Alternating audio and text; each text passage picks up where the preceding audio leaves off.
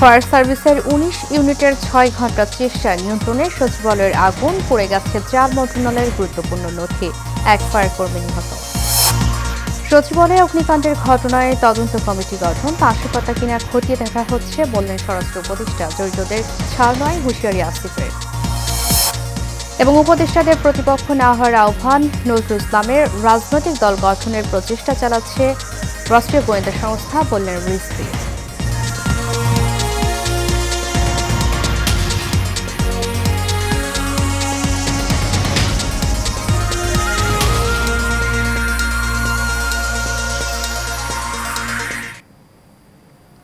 স্বাগত এশিয়ান নিউজে, সাথে আছি আমি উর্মি আক্তার।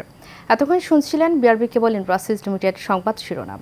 এবারে চলে যাব পুরো খবরে। সচিবালয়ে ভয়াবহ আগুনে পুড়ে গেছে কয়েকটি মন্ত্রণালয়ের গুরুত্বপূর্ণ নথি সহ অনেক কিছু। মধ্যরাত ১টা ৫২ সচিবালয়ের ৭ নম্বর ভবনে আগুনের সূত্রপাত হয়। ক্রমে ছড়িয়ে পড়ে আগুনের লেলিহান শিখা। ফায়ার সার্ভিসের ১৯টি ইউনিটের প্রায় ৬ ঘণ্টার চেষ্টায় নিয়ন্ত্রণে আনে ভয়াবহ আগুন। আগুন নেভাতে গিয়ে ট্রাক চাপা নিহত হন এক দমকল কর্মী। বিস্তারিত রকিব মানিকের রিপোর্টে। প্রশাসনের প্রাণকেন্দ্র সচিবালয়, খোদ সচিবালয়ে মধ্যরাতে লাগে ভয়াবহ আগুন। এটি দুর্ঘটনা নাকি পরিকল্পিত, এ নিয়ে তৈরি হয়েছে রহস্য।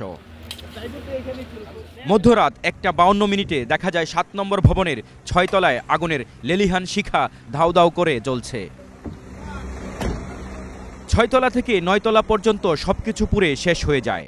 সবচেয়ে বেশি ক্ষতিগ্রস্ত হয় স্থানীয় সরকার মন্ত্রণালয়, পল্লী উন্নয়ন ও সমবায় মন্ত্রণালয়, শ্রম ও কর্মসংস্থান, অর্থ মন্ত্রণালয়, সড়ক পরিবহন ও সেতু মন্ত্রণালয়ের বিভিন্ন বিভাগ।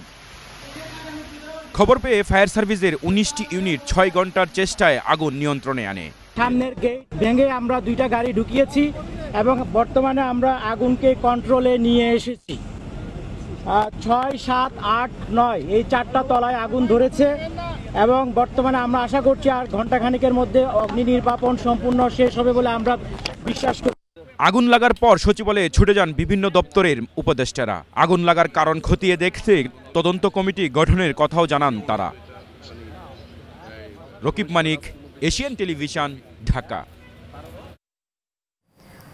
সচিবালয়ের রহস্যময় আগুনের ঘটনায় মন্ত্রিপরিষদ সচিব ও স্বরাষ্ট্র সচিব সহ ৭ সদস্যের উচ্চ পর্যায়ের তদন্ত কমিটি গঠন হয়েছে। ভয়াবহ আগুনের ঘটনায় সচিবালয়ে কাজের ক্ষেত্রে নেমে এসেছে স্থবিরতা। আগুনের চেয়ে বেশি ক্ষতিগ্রস্ত হয়েছে ৮ ও ৯ তলা, সেখানে থাকা গুরুত্বপূর্ণ নথিপত্র পুড়ে গেছে। বিষয়টি নাশকতা কিনা খতিয়ে দেখা হচ্ছে বলে জানিয়েছেন স্বরাষ্ট্র উপদেষ্টা। বিস্তারিত নূর মোহাম্মদ ভুইয়ার রিপোর্টে। সচিবালয়ে আগুন নিভে গেলেও এই আগুনের রহস্যের ধূম্রজাল কাটছে না জনমনে। আগুন লাগার পর নানা মহলে সৃষ্টি হয়েছে গুঞ্জন। কেউ বা বলছে পরিকল্পিত নাশকতা, আবার কেউ বা ধারণা নিচ্ছেন দুর্ঘটনা। ভয়াবহ আগুনের ঘটনায় সচিবালয় ৫টি গেট বন্ধ রেখেই রাত থেকেই সেখানে প্রবেশের কড়াকড়ি আরোপ করেছে আইনশৃঙ্খলা বাহিনী। তাই পুরো সচিবালয় কাজের ক্ষেত্রে নেমে এসেছে স্থবিরতা। অধিকাংশ ভবনেই বিদ্যুৎ না থাকার কারণে কর্মকর্তা কর্মচারীরা ভেতরে প্রবেশ করেও করতে পারছেন না অফিস। এই সকালে আমরা স্টাফ গাড়িতে আসছি, আইসা দেখি সচরাচর গেট বন্ধ। কি হয়েছে, আগুন লাগছে ভিতরে। পরে এই গেট দিয়ে আমরা ঢুকলাম, ঢুকে ভিতরে গেলাম, কিন্তু ওই বিল্ডিংয়ে আমাদের কাউকে ঢুকতে দিচ্ছেন না। বাট ওই বিল্ডিংটা নিরাপত্তার স্বার্থেই বা তদন্ত সাপেক্ষেই রেখে দিচ্ছে। এখন যা দেখলাম মোটামুটি বেশ কিছুই পড়ছে। ভিতরে অবস্থা ৭ নম্বর ভবনে তো কাউকে ঢুকতে দিচ্ছে না, ওখানে তো টোটাল ব্যারিকেড দিয়ে রাখা। তো ৩ নম্বর বিল্ডিং, ৪ নম্বর, ৬ নম্বর বিল্ডিং, এগুলোতে কাজ চলছে। এর আগে আগুন লাগার স্থল পরিদর্শনে আসেন স্বরাষ্ট্র উপদেষ্টা জাহাঙ্গীর আলম চৌধুরী। জানান মন্ত্রিপরিষদ সচিব ও স্বরাষ্ট্র সচিবকে একটি উচ্চপদস্থ তদন্ত কমিটি গঠনের বিষয়ে নির্দেশ দেওয়া হয়েছে। এই ঘটনায় আমাদের ফায়ার ফাইটার একজন শাহাদাত বরণ করেছেন। ভিতরে কি হচ্ছে তা আমরা ভিতরে দেখব এবং পুরো সার্চ করার পরে কোনো কিছু পাওয়া যায় কিনা আমরা আপনাদের জানাতে পারব।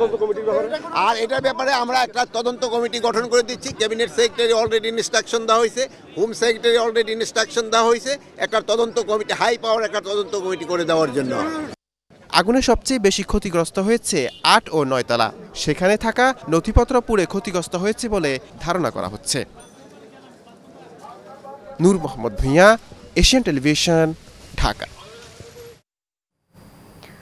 সচিবালয়ে আগুনের ঘটনায় হুঁশিয়ারি দিয়ে স্থানীয় সরকার, পল্লী উন্নয়ন ও সমবায় মন্ত্রণালয়ের উপদেষ্টা আসিফ মাহমুদ ভূঁইয়া বলেছেন, আমাদের ব্যর্থ করার এই ষড়যন্ত্রে জড়িতদের ছাড় দেওয়া হবে না। সকালে নিজের ফেসবুক অ্যাকাউন্টে পোস্ট করে তিনি এই হুঁশিয়ারি দেন। আসিফ মাহমুদ ভূঁইয়া বলেন, স্থানীয় সরকার, পল্লী উন্নয়ন ও সমবায় মন্ত্রণালয়ের বিগত সময়ে হওয়া অর্থ লোপাট, দুর্নীতি নিয়ে আমরা কাজ করছিলাম। কয়েক হাজার কোটি টাকা লোপাটের প্রমাণও পাওয়া গিয়েছিল। আগুনে কি পরিমাণ ক্ষয়ক্ষতি হয়েছে এখনও জানা যায়নি। তিনি আরও বলেন, আমাদের ব্যর্থ করার এই ষড়যন্ত্রে যে বা যারা জড়িত থাকবে তাদের বিন্দু পরিমাণ ছাড় দেওয়া হবে না। এই মুহূর্তে আমি নীলফামারীতে আছি, যত দ্রুত সম্ভব ঢাকা ব্যাক করব।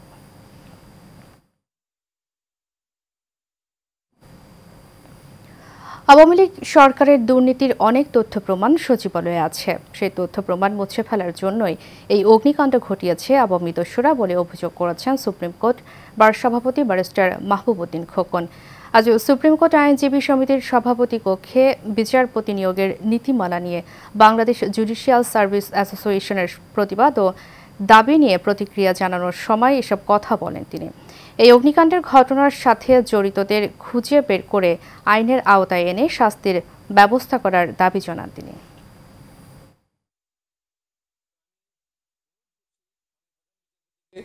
এবং সরকারকে আমাদের সুপ্রিম কোর্টের রেকর্ড রুমে যেন পর্যাপ্ত নিরাপত্তার ব্যবস্থা গ্রহণ করে এবং যারা সচিবালয়ে কর্মকাণ্ড করেছে অবশ্যই এটা উচ্চ পর্যায়ে তদন্ত কমিটি করতে হবে। তবে ওইরকম তদন্ত কমিটি না যে তদন্ত কমিটি বাংলাদেশ ব্যাংকের আপনার রিজার্ভ চুরি হয়েছে, তদন্ত কমিটির রিপোর্ট কিন্তু এখনও আসেনি। এটা সময় বেঁধে দিয়ে তদন্ত কমিটি করতে হবে এবং এদের বিরুদ্ধে নজিরবিহীন একদম এটা মানে এই ধরনের একটা এক্সাম্পলেরই পানিশমেন্ট ব্যবস্থা করতে হবে। উপদেষ্টাদেরকে রাজনীতিবিদদের প্রতিপক্ষ না হওয়ার আহ্বান জানান বিএনপির স্থায়ী কমিটির সদস্য নজরুল ইসলাম খান। ঢাকা রিপোর্টার্স ইউনিটিতে আয়োজিত এক অনুষ্ঠানে এই কথা বলেন তিনি।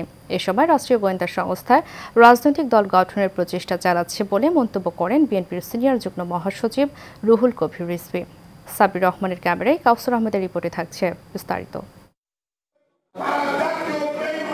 Rajshahi university nationalist ex student association রানেসা আয়োজিত রক্তাক্ত মতিয়ার ও রিজভী আহমেদ স্মরণে আয়োজিত আলোচনা সভায় বক্তব্য রাখেন বিএনপির সিনিয়র নেতারা।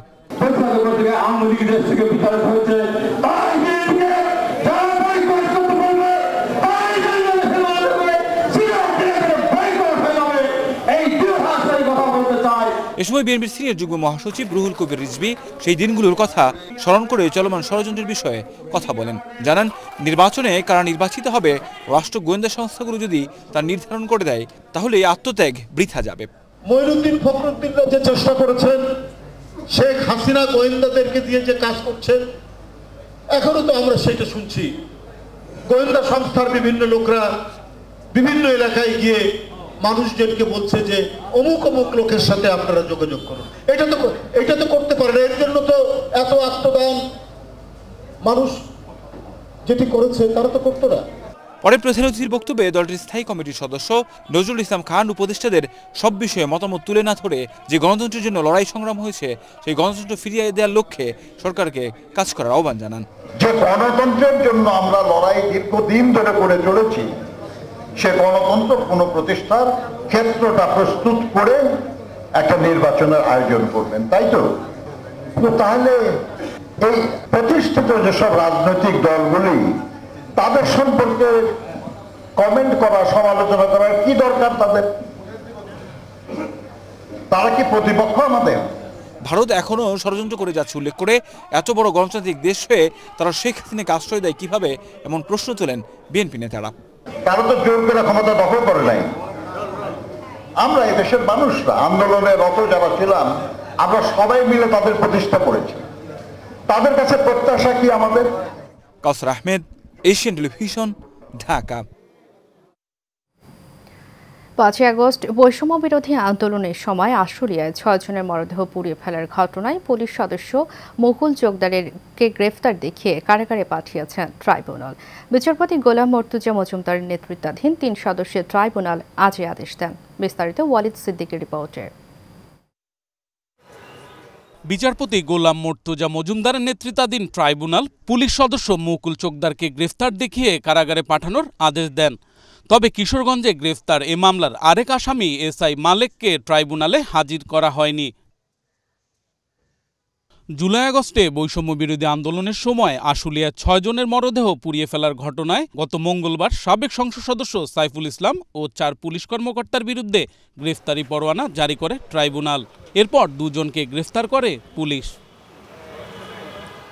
এদিকে জুলাই আগস্ট গণহত্যায় শেখ হাসিনার নির্দেশনা দিয়েছিলেন তা এরই মধ্যে উঠে এসেছে তদন্ত সংস্থার রিপোর্টে। দেশে সংগঠিত যে নারকীয় হত্যাযজ্ঞ এবং নারকীয় বিভৎসতা, যেটা তদানীন্তন প্রধানমন্ত্রী সহ সরকারের উচ্চপদস্থদের নির্দেশে এই পুলিশ বাহিনী সংগঠিত করেছে, তার নৃশংসতার প্রমাণ এটা।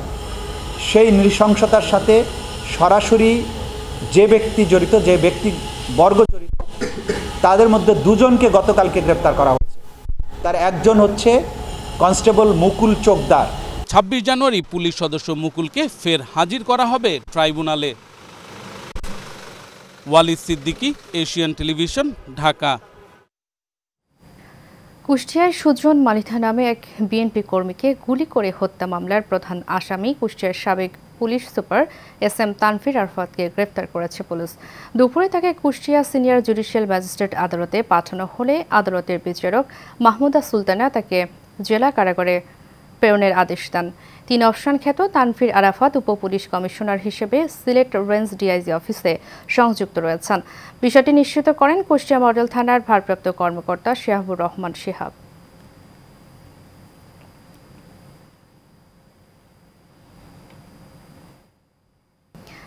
আওয়ামী সরকারের সময়ে অবৈধভাবে ক্ষমতার অপব্যবহার করে মনোহরদী প্রতিবন্ধী কল্যাণ সংস্থা নামে একটি প্রতিষ্ঠান দখল নেওয়ার অভিযোগ করেছেন সংগঠনটির প্রতিষ্ঠাতা চেয়ারম্যান মোহাম্মদ ইউসুফ হাসান।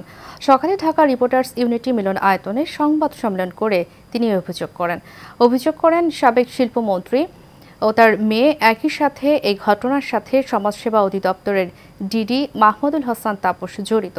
জোরপূর্বক প্রতিষ্ঠানটি দখলের পাশাপাশি মিথ্যা মামলা দিয়ে নানাভাবে হয়রানি করা হচ্ছে বলেও জানান তিনি। তাই তাদের বিরুদ্ধে ব্যবস্থা গ্রহণ করার জন্য অন্তর্বর্তী সরকারের উপদেষ্টাগণের প্রতি আহ্বান জানান ভুক্তভোগী।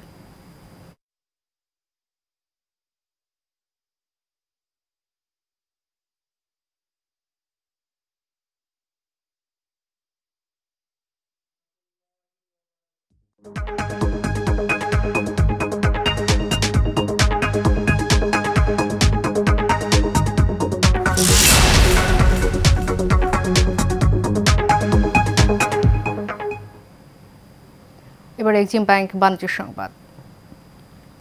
ক্রেতা সাধারণের বাজেটের মধ্যে মনের মতো বিলাসবহুল ফ্ল্যাট অথবা ভাড়ার টাকায় থাকার মতো আবাসন সেটি নিশ্চিত করতে নেস্ট ল্যান্ডমার্ক বদ্ধপরিকর রিহাব মেলা 2024-এ এই কথা জানান বলে নেস্ট ল্যান্ডমার্ক লিমিটেডের সিইও SM শামসুল আলম মুশক।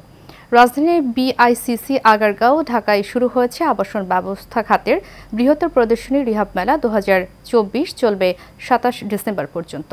এক ছাদের নিচে অসংখ্য আবাসন প্রতিষ্ঠানের ভিড়ে নেস্ট ল্যান্ডমার্ক লিমিটেড চমকপ্রদ কিছু আবাসন অফার ও প্রজেক্ট নিয়ে এবার প্রথমবারের মতো রিহাব মেলায় অংশগ্রহণ করেছে।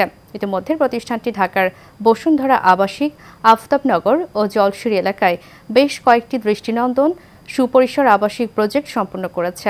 আরও কয়েকটি চলমান রয়েছে। পরিবেশ বান্ধবতা ও রাজুকের নীতিমালার প্রতি বিশেষ গুরুত্ব দিচ্ছে কোম্পানিটি।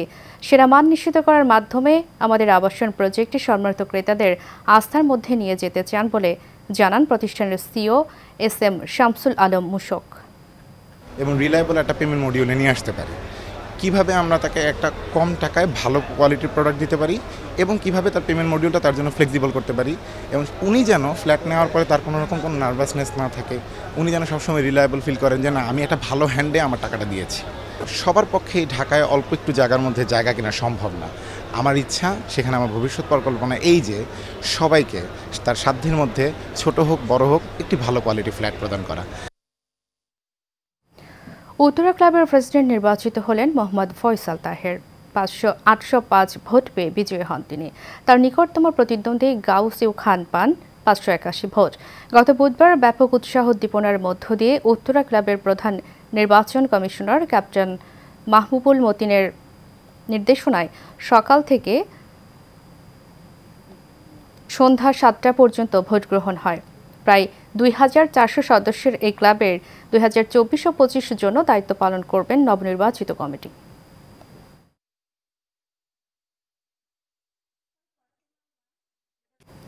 শেষ করব এশিয়া নিউজ। তার আগে বিআরবি কেবল ইন্ডাস্ট্রিজ লিমিটেড সংবাদ শিরোনামগুলো জানাবো আরও একবার।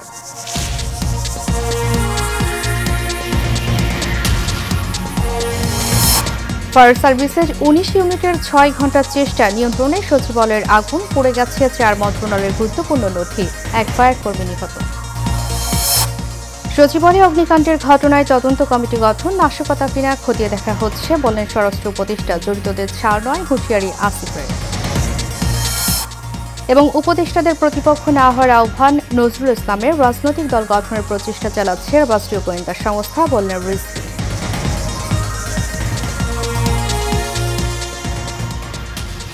এশিয়া নিউজ এ পর্যন্ত। পরবর্তী সংবাদ দেখার আমন্ত্রণ জানিয়ে শেষ করছি। ধন্যবাদ সবাইকে।